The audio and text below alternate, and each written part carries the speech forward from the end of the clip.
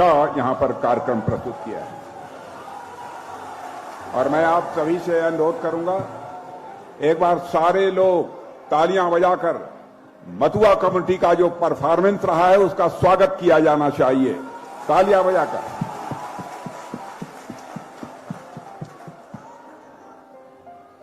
Bharatiya Janata party Malda के president Shri Ujjwal Datta, candidate Malda constituency Shri Khagen Murmu, Shri Rupa Mitra Chaudhury, Gopal Saha secretary state MLA, and Chinmay Deb Barman general secretary and MLA, Joyel Murmu ST president and MLA, Milan Das convener, Ajay Ganguly incharge, and Ali Hussain joint incharge, and Mahfuza Khatun national executive member.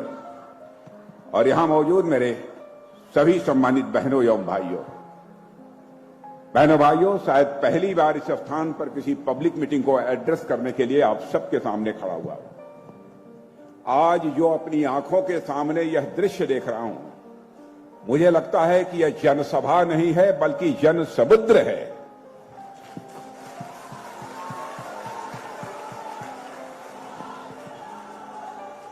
और मुझे ऐसा लगता है यहां के लोगों ने मन बना लिया है कि हमें खगेन मुर्मू को भारी मतों से विजय दिलाकर भारत की पार्लियामेंट में भेजना है। यह मन लोगों ने बना लिया है। सबसे पहले हमार प्रियो मां, भाई, दादा, दीदी एवं बोनेदेर शादोर नमस्कार जानई।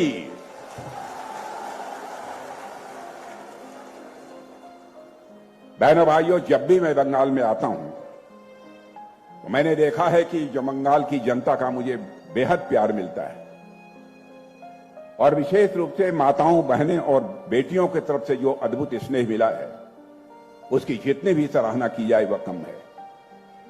आज मैं पश्चिमी बंगाल की जिस भूमि पर यहां खड़ा हूं, यह 51 शक्तिपीठों में शामिल किरीटेश्वरी के आगे मैं पहले अपना शीश झुकाता हूं, और मुझे पूरा विश्वास है कि यह मां किरीटेश्वरी इस पश्चिमी बंगाल का कल्याण करेगी, इस पूरी यहां की जनता का कल्याण करेगी, ऐसा मेरा पक्का भरोसा है।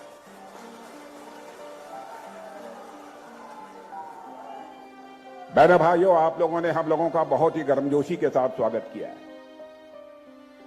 भारत की परंपरा है और शिष्टाचार का तकाजा है। स्वागत, अभिनंदन और सलाम दुआ कभी एक तरफा नहीं होना चाहिए। इसलिए मैं भी अपनी तरफ से शीश झुकाकर आप सभी बहनों भाइयों का हार्दिक अभिनंदन करता हूं, आप सभी का मैं स्वागत करता हूं। आज मैं यदि आपके बीच आया हूं तो खगेन मुर्मू के लिए मैं वोट मांगने आया। खगेन मुर्मू को आप अच्छी तरह जानते हैं, मुझसे बेहतर जानते हैं, लेकिन आज खगेन मुर्मू को बोलते हुए मैंने पहली बार सुना, और मुझे पक्का विश्वास है खगेन मुर्मू को चुनकर यदि आपने भारत की पार्लियामेंट में भेजा, आपकी प्रॉब्लम्स, आपकी समस्याओं को प्रभावी तरीके से संसद में आवाज देने का काम कोई कर सकता है तो आपका खगेन मुर्मू कर सकता है, ऐसा मेरा पक्का विश्वास है। बहनों भाइयों, लंबे समय से इस पश्चिमी बंगाल में टीएमसी की सरकार को काम करते हुए आप यह देख रहे हैं। यदि किसी से पूछा जाए कि टीएमसी की सरकार आने के बाद पश्चिमी बंगाल में क्या हुआ है, लोग यही कहेंगे यहां पर तोलाबाजों, अपराधियों और भ्रष्टाचारियों को यहां पर जबरदस्त बोलबाला हुआ है। जो भी सरकारी ठेके होते हैं, मेरी जानकारी में है, यह टीएमसी में काम करने वाले कार्यकर्ताओं को ज्यादातर यह सब ठेके दिए जाते हैं। जनता की गाढ़ी कमाई को लूटने का काम इन लोगों के द्वारा किया जा रहा है।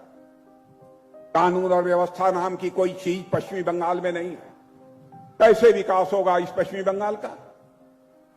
किसी भी राज्य के विकास की पहली शर्त होती है कानून और व्यवस्था का चुस्त दुरुस्त होना। यदि लॉ एंड ऑर्डर, कानून व्यवस्था यदि ठीक नहीं है तो किसी भी सूरत में राज्य का विकास मेरे बहनों भाइयों नहीं हो सकता है। हम लोगों ने केंद्र में मोदी जी के नेतृत्व में सरकार चलाकर यह दिखा दिया है, विकास करना यदि कोई राजनीतिक पार्टी जानती है तो उस पार्टी का नाम है भारतीय जनता पार्टी, जो विकास करने की कला जानती है। और आपने देखा, जब से हमारी सरकार आई है मोदी जी के नेतृत्व में केंद्र में, भारत का कद सारी दुनिया में कितना ऊंचा हुआ है। पहले सारी दुनिया में भारत को उस सम्मान की नजरिए से नहीं देखा जाता था जिस सम्मान के नजरिए से देखा जाना चाहिए। लेकिन आज आप भी, आपके परिवार का भी कोई यदि दुनिया के दूसरे देशों में जाता होगा तो उसे यह एहसास होता होगा कि अब हमारा यह भारत पहले वाला भारत नहीं रहा है, बल्कि हमारा भारत अब दुनिया का ताकतवर देश बन गया है। अब हमारा भारत भी दुनिया का धनवान देश बन गया है। पहले हम दुनिया के लोगों के बीच अंतर्राष्ट्रीय मंचों पर कुछ बोलते थे तो हमारी बातों को जिस गंभीरता पूर्वक लिया जाना चाहिए नहीं लिया जाता था। लेकिन आज यदि हम अंतर्राष्ट्रीय मंचों पर कुछ बोलते हैं, सारी दुनिया कान खोलकर सुनती है कि भारत बोल क्या रहा है। यह भारत की हैसियत बनी है। मेरे बहनों भाइयों, धन दौलत, अर्थव्यवस्था के आकार के मामले में देखा जाए, मोदी जी के आने के पहले हमारा भारत दुनिया के देशों में 11वें स्थान पर खड़ा था। लेकिन मोदी जी के आने के बाद 7 वर्षों के अंदर ही यह करिश्मा हो गया कि हमारा भारतवर्ष धन दौलत के मामले में, अर्थव्यवस्था के आकार के मामले में दुनिया के देशों में 11वें स्थान से जंप लेकर आज 5वें स्थान पर पहुंच चुका है। सारी दुनिया यह कहती है भारत दुनिया में सबसे तेजी से आगे बढ़ने वाली अर्थव्यवस्था है। यदि ऐसे ही भारत आगे बढ़ता रहा तो इस सच्चाई को नकारा नहीं जा सकता है कि 2027 आते आते हमारा भारत दुनिया के टॉप 3 कंट्रीज में आकर खड़ा हो जाएगा। हमारे प्रधानमंत्री का संकल्प है 2047 आते आते हमारा देश यह विकसित देश होगा, विकसित भारत होगा, डेवलप्ड इंडिया होगी। मेरे बहनों भाइयों, यह हमारे लिए कोई छोटी उपलब्धि नहीं है। हम सब भारतीय जनता पार्टी में काम करने वाले लोग और देश की जनता भी सच्चाई को जानती है। चाहे कांग्रेस हो अथवा टीएमसी हो, चाहे यह सीपीआईएम के लोगों, जब भी चुनाव आता है आपसे तरह तरह के वादे करते हैं, लेकिन सरकार बनने के बाद ये अपने वादों को पूरा नहीं करते हैं। लेकिन मैं डंके की चोट पर कह सकता हूं, भारतीय जनता पार्टी हिंदुस्तान की एक ऐसी राजनीतिक पार्टी है जो कहती है वह करती है। हमारे कहने और करने में कोई अंतर नहीं होता है, हमारे वर्ड्स और डीड्स में कोई अंतर नहीं होता है। मैं आपको याद दिलाना चाहता हूं, वर्षों पहले हम लोगों ने कहा था हमारी सरकार आएगी, जम्मू कश्मीर को धारा 370 के अंतर्गत जो विशेष अधिकार प्राप्त है हम उसको समाप्त करेंगे और जम्मू कश्मीर का भी वही दर्जा होगा जो हिंदुस्तान के अन्य राज्यों का दर्जा होगा। आपने देखा संसद में मेजॉरिटी मिलने के बाद ही हम लोगों ने चुटकी बजाकर धारा 370 को समाप्त कर दिया और जम्मू कश्मीर का आज वही दर्जा है जो हिंदुस्तान के अन्य राज्यों का दर्जा है। हम लोग कहते थे जिस दिन हमारी केंद्र में सरकार बनेगी, अयोध्या की धरती पर भव्य राम का मंदिर बनने से हमें दुनिया की कोई ताकत नहीं रोक सकती। हम जब नारे लगाते थे राम लला हम आएंगे, मंदिर वही बनाएंगे, यह कांग्रेस टीएमसी के लोग कहते थे। ये भाजपा वाले बार बार मंदिर बनाने की बात करते हैं, मंदिर बनाएंगे लेकिन तारीख नहीं बताएंगे। बहनों भाइयों, आपने देखा वो 22 जनवरी का दिन आ गया, अयोध्या की धरती पर भव्य राम का मंदिर बना हुआ है, उसमें भगवान राम लला की प्राण प्रतिष्ठा हमारे प्रधानमंत्री ने कर दी।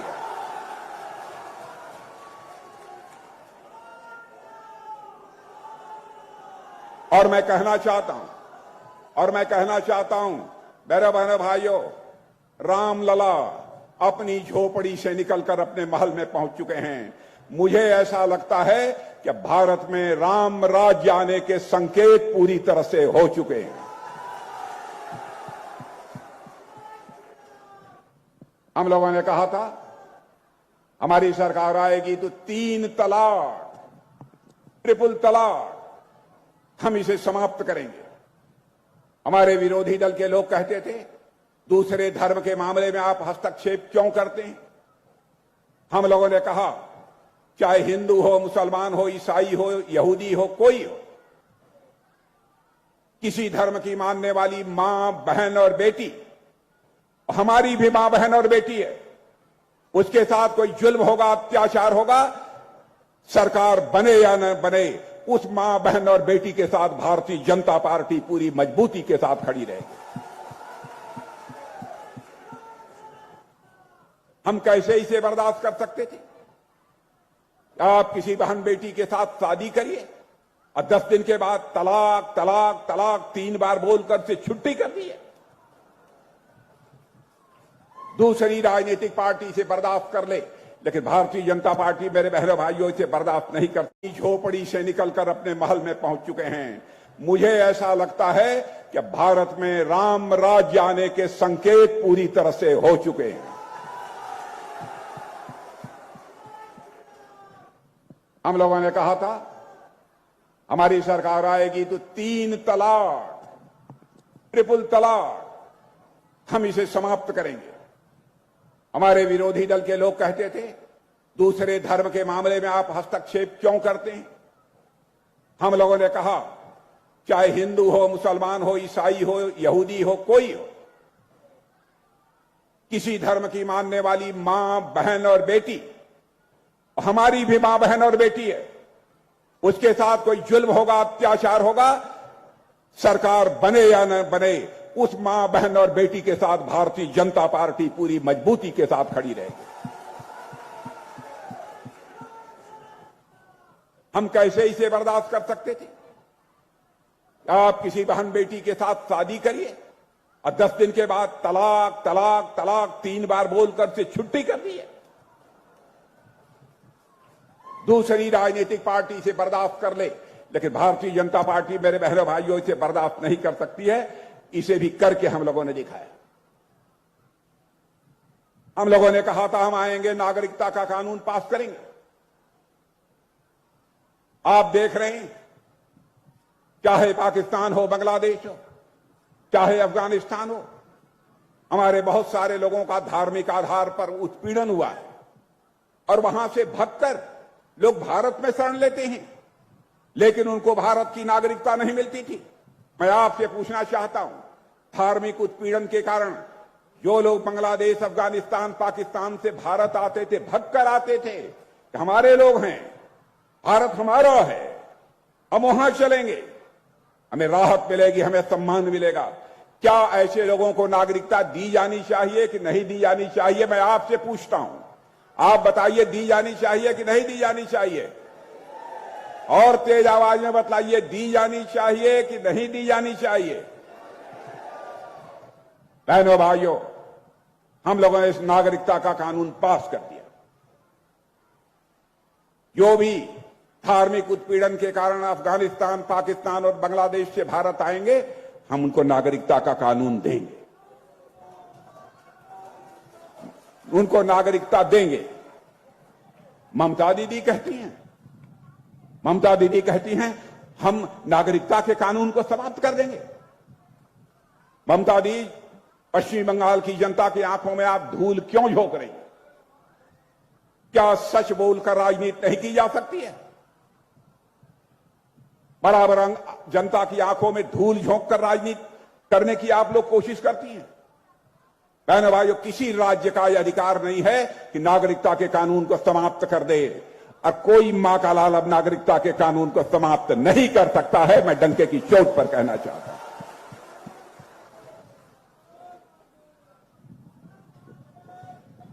और भारत की हैसियत बहनों भाइयों पहले जैसी नहीं, बहुत बढ़ गई है। आपने देखा 2 साल से रूस, रसिया और यूक्रेन के बीच लड़ाई चल रही है। दोनों देशों की तरफ से मिसाइलें चल रही हैं, गोले चल रहे हैं, बारूद चल रही है, तोप चल रहे हैं। बड़ी संख्या में रूस के लोग मारे जा रहे हैं, यूक्रेन के लोग मारे जा रहे हैं। हमारे भारत के बहुत सारे बच्चे यूक्रेन में मेडिकल की पढ़ाई कर रहे थे, इंजीनियरिंग की पढ़ाई कर रहे थे, मैनेजमेंट की पढ़ाई कर रहे थे। वह सारे उनके माता पिता जो भारत में रहते थे वो परेशान थे, क्या होगा हमारे बच्चों का यूक्रेन में, कहीं रूस से कोई मिसाइल आ गई और उनकी जान के लिए, जिंदगी के लिए कोई खतरा न पैदा हो जाए। उन बच्चों के माता पिता हमारे प्रधानमंत्री से मिले। प्रधानमंत्री मोदी जी ने चटपट रूस के राष्ट्रपति मिस्टर पुतिन से बात की और यूक्रेन के राष्ट्रपति मिस्टर जेलेंस्की से बात की। और आपको जानकर खुशी होगी, यह करिश्माई काम हुआ। 4.5 घंटे के लिए रूस और यूक्रेन की लड़ाई रुक गई और 22,000 बच्चे हमारे वहां से चलकर भारत आ गए। यह है भारत की ताकत। आपने देखा होगा, आए दिन जब कांग्रेस की सरकार थी, आतंकवादी वारदातें हिंदुस्तान के किसी न किसी राज्य में हुआ करती थी। मैंने भाई आज कोई बतलाए कहीं आतंकवादी वारदात हो जाए। मुंबई में बड़ी संख्या में हमारे पुलिस के अधिकारी मारे गए थे, भारत के नागरिक मारे गए थे आतंकवादियों के हाथों। उस समय के महाराष्ट्र के गृह मंत्री ने कहा, ऐसी आतंकवाद की घटनाएं तो होती रहती हैं। मैंने भाई आज कोई आतंकवादी वारदात करके दिखाए। भारत के अंदर आज वह ताकत है, भारत के अंदर वह ताकत है। भारत कमजोर भारत नहीं है, ताकतवर भारत है।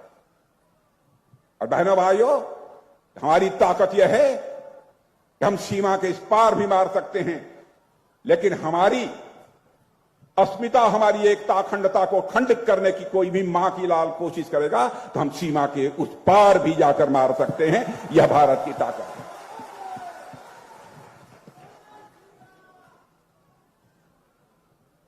और इस बार जो मैं हालत देख रहा हूं सारे देश भर में, कुछ दिनों पहले मैं तमिलनाडु में था, केरल में था, हैदराबाद में था। पहले वहां भारतीय जनता पार्टी बहुत कमजोर थी। आज जहां चले जाइए दक्षिण भारत में भारतीय जनता पार्टी का बोलबाला है। मेरे बहनों भाई, भारतीय जनता पार्टी का बोलबाला है। मुझे लगता है इस बार के लोकसभा चुनाव में कांग्रेस भी निपट जाएगी, टीएमसी भी निपट जाएगी और हमारा चुनाव भी ठीक तरीके से निपट जाएगा।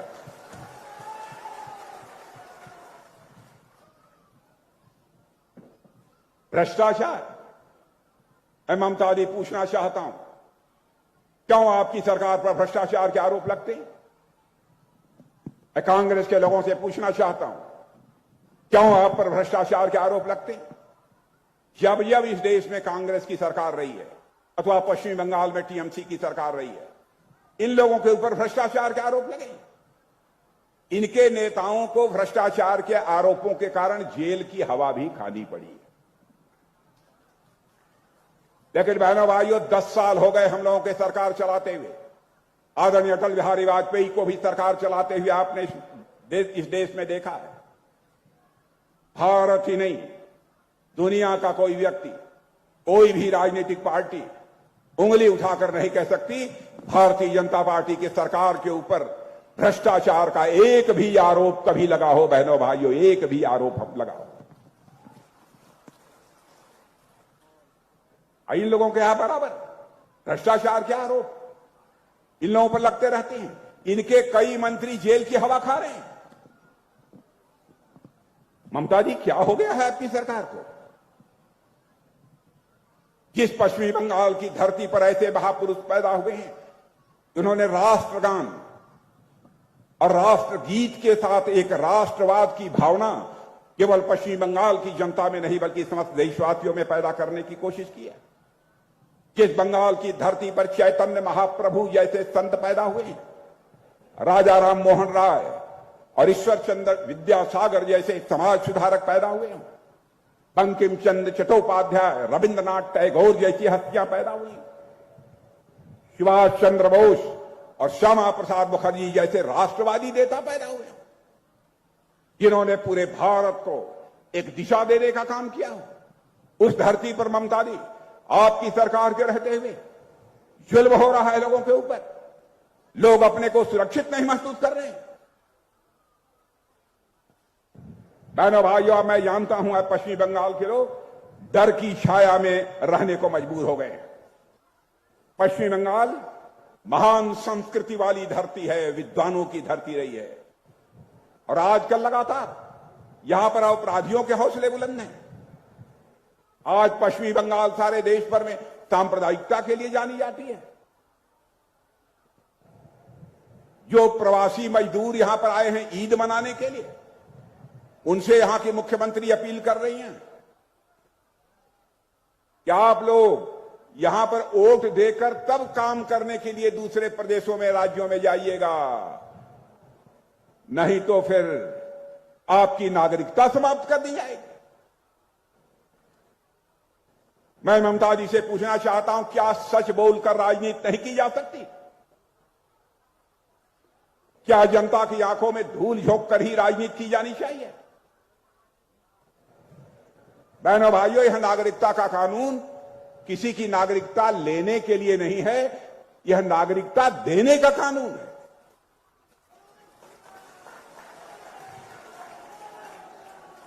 और आप कहती हैं कि हम नागरिकता के कानून को समाप्त कर देंगे। बहनों भाइयों, इस नागरिकता के कानून को दुनिया की कोई ताकत नहीं समाप्त कर सकती। संदेश खाली में जो कुछ भी हुआ है मेरे बहनों भाइयों, मानवता शर्मसार हुई है।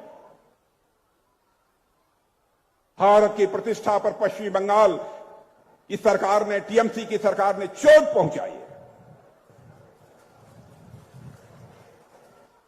महिला के मुख्यमंत्री रहते हुए पश्चिमी बंगाल की धरती पर महिलाओं के ऊपर जुल्म हो रहा है, अत्याचार हो रहा है। यहां की वीरांगना है हमारी माताओं बहनों से मैं कहना चाहता हूं, उठो और इस बार सत्ता को यहां से उखाड़ फेंको, टीएमसी की सरकार को। यह मैं आपसे अपील करना चाहता हूं।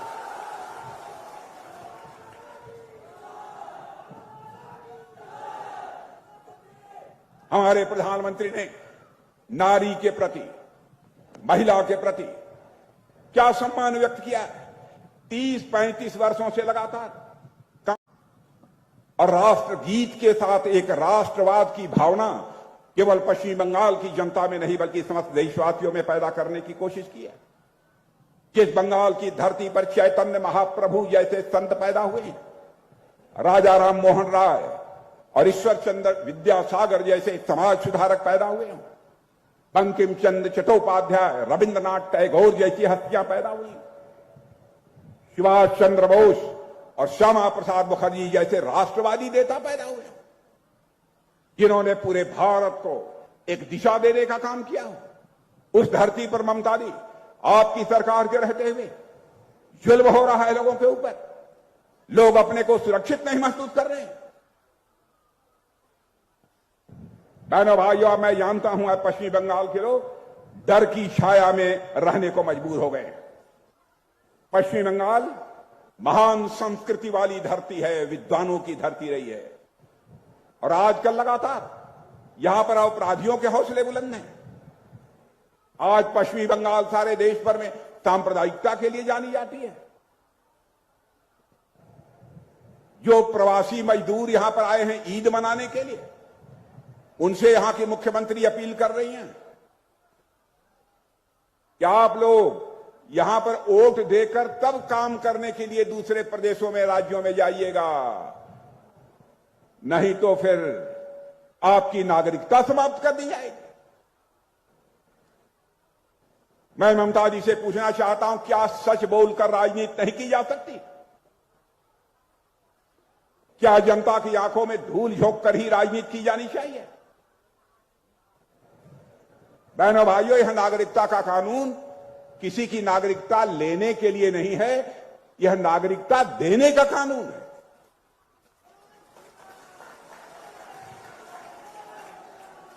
और आप कहती हैं कि हम नागरिकता के कानून को समाप्त कर देंगे। बहनों भाइयों, इस नागरिकता के कानून को दुनिया की कोई ताकत नहीं समाप्त कर सकती। संदेश खाली में जो कुछ भी हुआ है मेरे बहनों भाइयों, मानवता शर्मसार हुई है। भारत की प्रतिष्ठा पर पश्चिमी बंगाल की सरकार ने, टीएमसी की सरकार ने चोट पहुंचाई है। महिला के मुख्यमंत्री रहते हुए पश्चिमी बंगाल की धरती पर महिलाओं के ऊपर जुल्म हो रहा है, अत्याचार हो रहा है। यहां की वीरांगना है हमारी माताओं बहनों से मैं कहना चाहता हूं, उठो और इस बार सत्ता को यहां से उखाड़ फेंको, टीएमसी की सरकार को। यह मैं आपसे अपील करना चाहता हूं।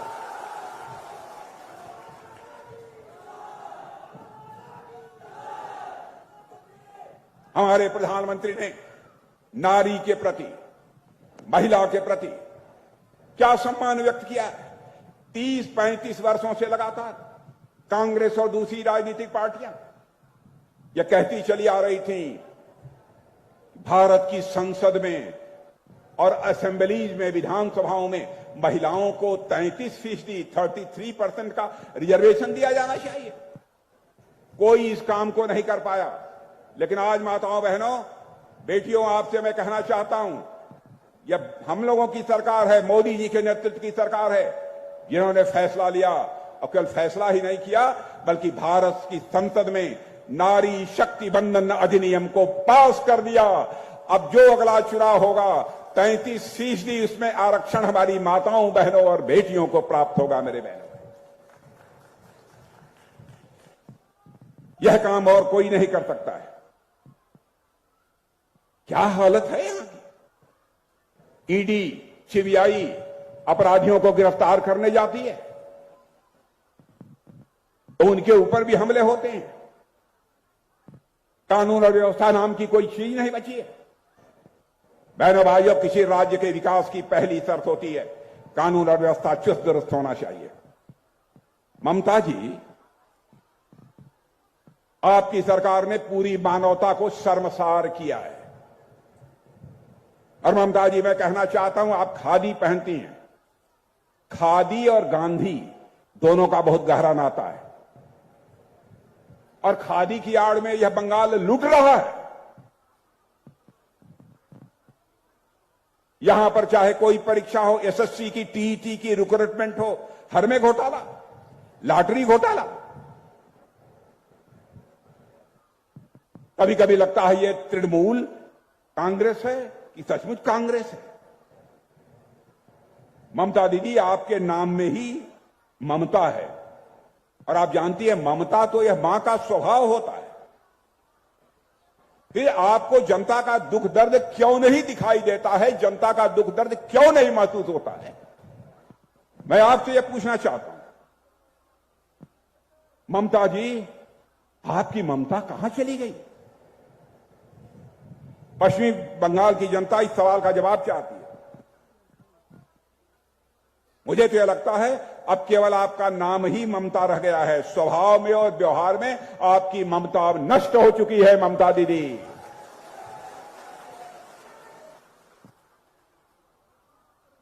बहनों भाइयों, हमारी सरकार ने गरीबों के लिए, मध्यम वर्गीय परिवारों के लिए कितनी योजनाएं प्रारंभ की। अभी हमारे खगेन मुर्मू बहुत सारी योजनाओं की चर्चा कर रहे थे।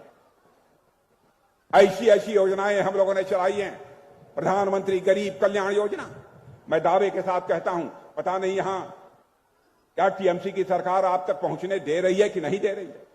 5 किलोग्राम मुफ्त अनाज आपके परिवारों में मिल रहा है कि नहीं। प्रधानमंत्री गरीब कल्याण योजना के अंतर्गत मिल रहा है कि नहीं। यहां मिल रहा है, लेकिन जब से शुरू हुआ प्रारंभ में नहीं मिल रहा था।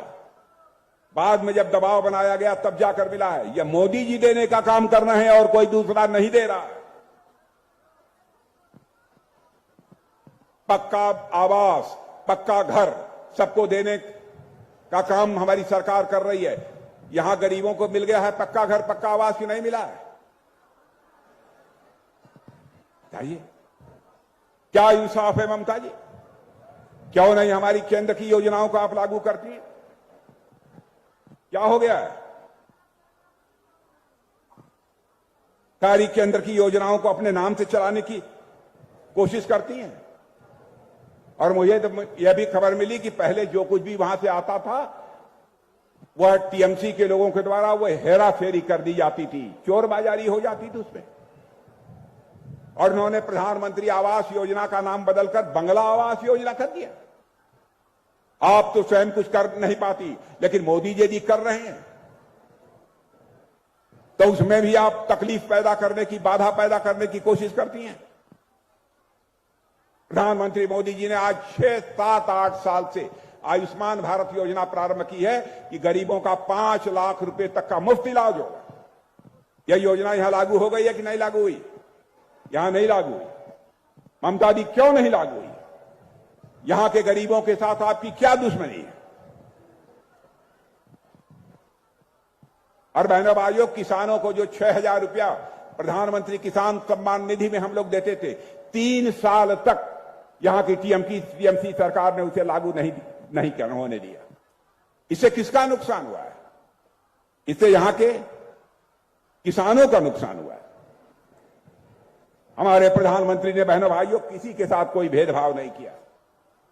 पश्चिम बंगाल के विकास के लिए जो भी कर सकते थे वह सब कुछ हमारे प्रधानमंत्री ने किया है। मैं सारी योजनाओं की चर्चा करूंगा तो एक लंबा समय लगेगा। अजीबोगरीब हालत हो गई है। ईद मनाने के लिए जो हमारे मुस्लिम भाई हैं, उनको कहा जा रहा है वोट देकर जाना, वोट देकर जाना, नहीं तो सरकार बड़ा संकट पैदा कर देगी। अभी मुर्शिदाबाद से आ रहा हूं। मुर्शिदाबाद में अखबारों में भी हम लोगों ने पढ़ा था, रामनवमी के दिन भगवान राम की जो शोभा यात्रा निकली थी, उस शोभा यात्रा पर भी हमले कर दिए और 20 से अधिक लोग वहां पर घायल हुए थे। इन लोगों ने अजीबोगरीब हालत यहां पर पैदा कर दी है मेरे बहनों भाइयों। और मैं समझता हूं यह मौका है चुनाव का मौका है। इसमें बदला लिया जा सकता है। इस बार सभी सीटों पर, सभी संसदीय सीटों पर भारतीय जनता पार्टी की विजय पताका फहराइए। मैं डंके की चोट पर कह सकता हूं, अगली बार यहां पर टीएमसी की सरकार चली जाएगी और भारतीय जनता पार्टी की सरकार आकर रहेगी।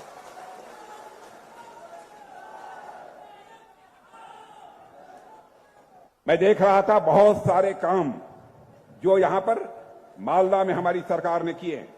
यदि मैं सबकी चर्चा करूंगा तो बहुत एक लंबा समय लगेगा, लेकिन मैं समझता हूं खगेन मुर्मू ने अथवा हमसे यहां आने के पहले लोगों ने यह सब सारी बातें आपके सामने रखी होंगी। आज मैं तो आप लोगों से यही अपील करने आया हूं कि आप सभी का समर्थन भारतीय जनता पार्टी को प्राप्त होना चाहिए। कमल का फूल खिलना चाहिए।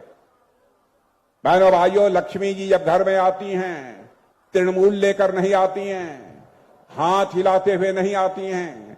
घर में यदि लक्ष्मी जी आती हैं तो कमल के फूल पर ही बैठकर लक्ष्मी जी घर में आती हैं। इसलिए कमल के फूल का बटन दबाइए और खगेन मुर्मू को भारी मतों से विजय दिलाकर भारत की संसद में भेजिए। यही अपील करने के लिए आया हूं। और मैं आपसे कहना चाहता हूं, यदि खगेन मुर्मू को आपने भारी मतों से विजय दिला दिया तो मैं खगेन मुर्मू को कहूंगा, जीतने के बाद एक बार मुझे फिर से बुला लेना। और खगेन मुर्मू के जीतने के बाद यदि मैं यहां पर आऊंगा मेरे बहनों भाइयों, तो अपना स्वागत कराने के लिए नहीं आऊंगा, बल्कि एक बार शीश झुकाकर आप सभी का अभिनंदन करने के लिए आऊंगा, आप सभी के प्रति आभार व्यक्त करने के लिए आऊंगा। आप सभी को बहुत बहुत धन्यवाद। बोलिए भारत माता की, भारत माता की, भारत माता की। बहुत बहुत धन्यवाद।